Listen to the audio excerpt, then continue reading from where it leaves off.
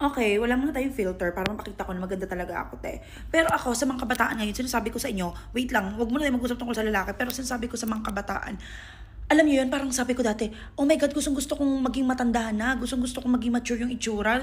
Parang mga siguro ng 21 ka, gusto kong sinasabihin ako na mukha na akong 30s.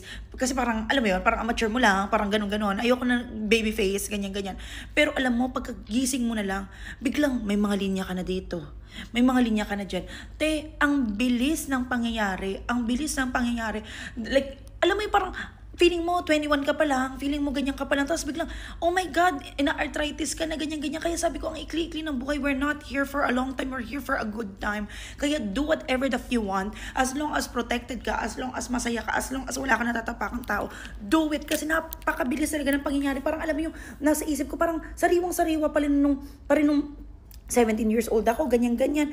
Tapos yung mga mali kong decision sa buhay, alam mo yun, parang, oh my God, if I would have just spent more of my tawag dito, teenage and prime days na nagtiwala sa sarili ko, na alam mo yung naisip ko na I'm that girl. Kasi nung kabataan ko, hindi pa talaga ganun kataas yung self-confidence ko. Maganda na talaga ako nung kabataan ko, pero talagang, ewan ko ba, te, therapy ayaw. Hindi ko alam kung bakit nung kabataan ko, confident ako in my way, pero feeling ko hindi ko deserve yung mga maaayos na lalaki. Feeling ko na parang yung mga mayayaman na lalaki, ang gusto lang din nila, mga mayayaman na babae, ganyan-ganyan.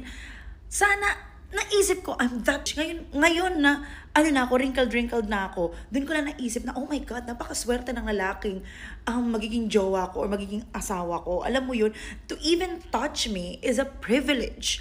Para, di ba?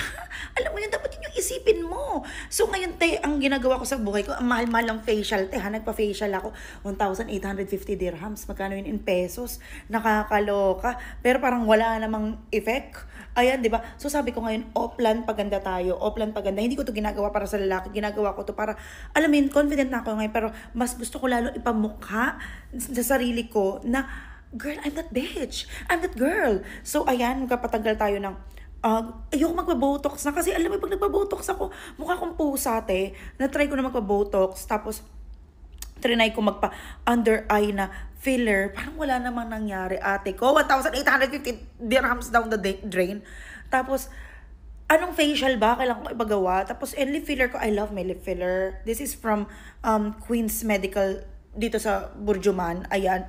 Ang ganda, di ba? Ang ganda ng lips ko. Sobrang natural lang.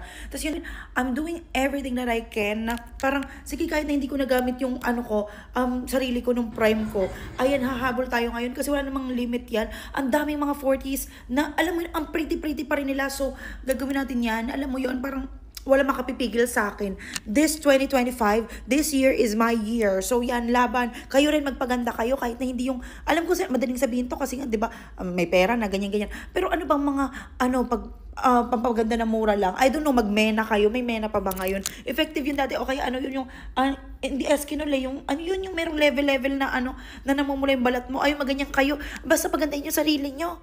And that's it for today's video. Thanks for watching. See you again on the next episode.